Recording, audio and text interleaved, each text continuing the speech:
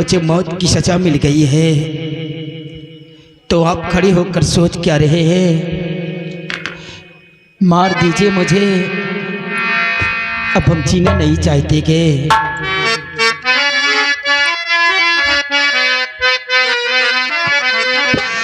क्यों खड़े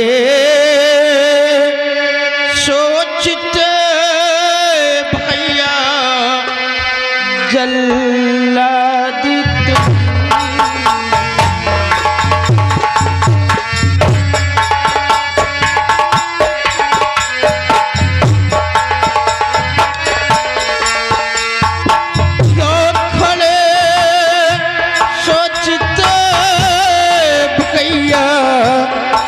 जल्लाद तुम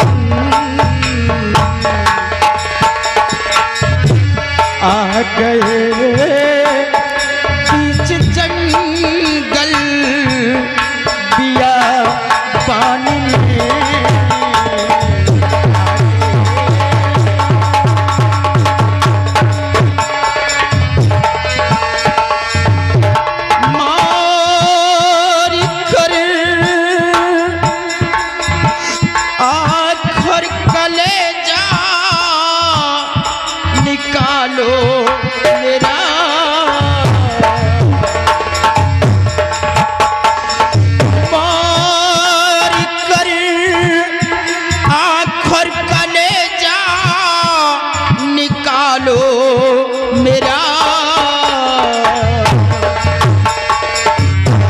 जाके हाजिर करो राज दरबारी में।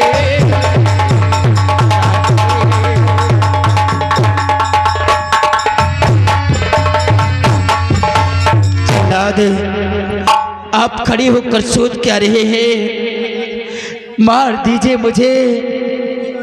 ए लड़के, महाराज के आदेश अनुसार हम तुझे बियाबान जंगल में लेकर आए और महाराज का हुक्म तेरी दोनों आंख और कलेजा निकाल कर मुझे महाराज के सामने पेश कर रहा है। लेकिन मैं तो ये सोच रहा था कि सबसे पहले हम तेरी आंख निकाले या कि कलेजा निकालूं। मैं तो ये सोच रहा था। जल्लाद, हम आपसे हाथ जोड़कर रिक्वेस्ट करते गए कि हमारा आंख और कलेजा निकालने से पहले आप मुझे जान से मार दीजिए, उसके बाद आप शौक से हमारा आंख और कलेजा निकाल लेना। लेकिन मुझे तड़पा तड़पा कर मत मारना जल्लाद, मुझे तड़पा कर मत मारना। तो ठीक है लड़के, आखिरी वक्त मरने से पहले हम तेरी ख्वाहिश जरूर पूरा करेंगे। अब सबसे पहले हम तेरा सर कलम करेंगे, उसके बाद आंख और कलेजा निकालेंगे। चल लेट जा, एक ही बार में हम तेरा सर कलम करते हैं।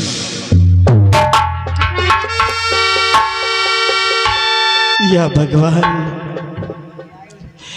मेरी माँ मुझे देखकर जीती थी, काश अगर मेरे मौत की खबर सुनेगी तो वो तो जीते जी मर जाएगी। मेरे मालिक, मेरे माता पिता की रक्षा करना, उन्हें कभी कोई कष्ट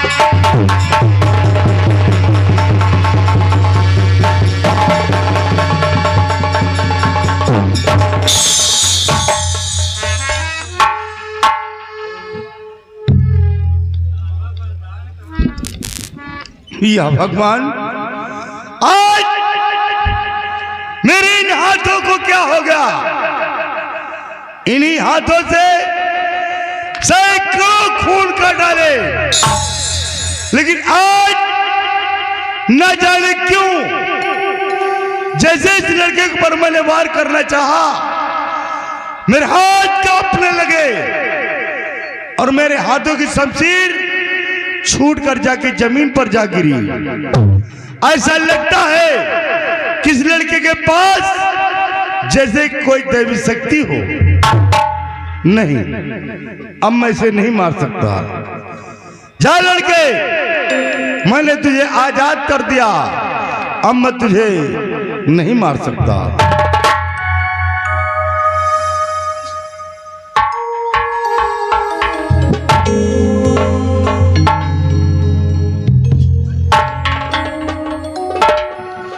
लेकिन जल्लाद, अगर आप मुझे नहीं मारोगे, हमारा आँख और कलेजा महाराज के समक्ष पेश नहीं करोगे, तो वो लोग तुम्हें जान से मार देंगे। यहां तक कि सिर्फ तुम्हें ही नहीं, तुम्हारे बीबी बच्चों समेत तुम्हें फांसी पर चढ़ा दिया जाएगा। इसलिए आप हमारे लिए अपनी जान जोखिम में मत डालिए, मुझे मार डालिए जल्लाद। हाँ बेटा, तू ठीक कहता है कि महाराज को आंख व कलेजा ना मिला तो महाराज मुझे फांसी के तख्ते पे झुला देंगे। लेकिन बेटा तुम घबराओ नहीं, ये काम मेरा है। मैं इसी बियाबान जंगल में जाकर मैं किसी मृग को मारकर उसका आंख और कलेजा ले जाकर के मैं महाराज के सामने पेश कर दूंगा।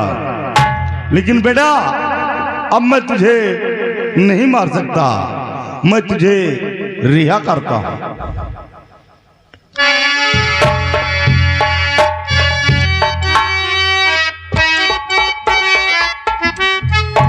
लेकिन हाँ, जाने से पहले मैं इतना जरूर कहूंगा कि आज के बाद इस आसाम मुल्क की तरफ भूल कर भी अपना चेहरा नहीं दिखाना, अन्यथा दोबारा पकड़े गए तो तुम्हारी फांसी होना निश्चित है। लेकिन बेटा फिर तुम्हारे साथ साथ मेरी भी फांसी हो जाएगी। इसलिए आसाम मुल्क की तरफ दोबारा अपना चेहरा नहीं दिखाना, और मैं जा रहा हूं। जाओ बेटा, जहां भी तुम रहो हमेशा खुशहाल रहो। जब मुझ जैसे खतरनाक जल्लाद ने तुझे नहीं मार सका तो भी संसार में तुझे मारने वाला कोई पैदा नहीं है। ये मेरा आशीर्वाद है और मैं जा रहा हूं।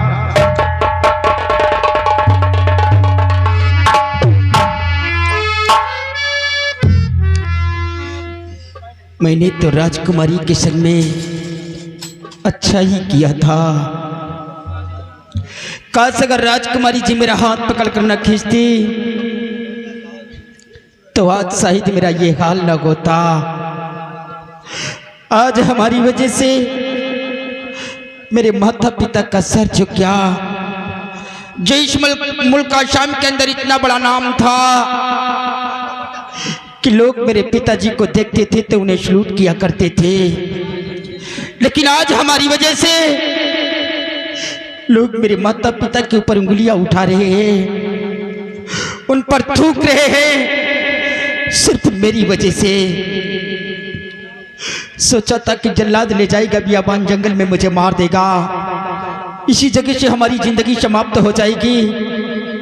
लेकिन जल्लाद ने भी मेरी जान को बख्श दिया गे। मैं जी कर क्या करूंगा? ये जो सामने पहाड़ी दिखाई दे रही है, इसी पहाड़ी से कूदकर हम अपनी जान दे देंगे। लेकिन मैं अपने माता पिता के खिलाफ एक शब्द नहीं सुन सकता। मैं अपने माता पिता का झुका हुआ कभी सर नहीं देख सकता।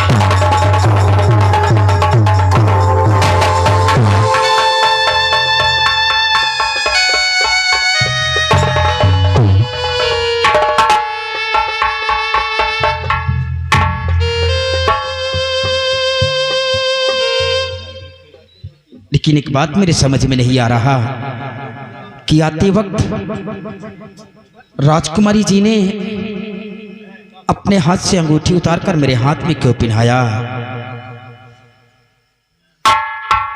जरूर इस अंगूठी का कोई राज्य कोई रहस्य होगा, तभी राजकुमारी जी ने अपने हाथ से उतारकर मेरे हाथ में पहनाया गया।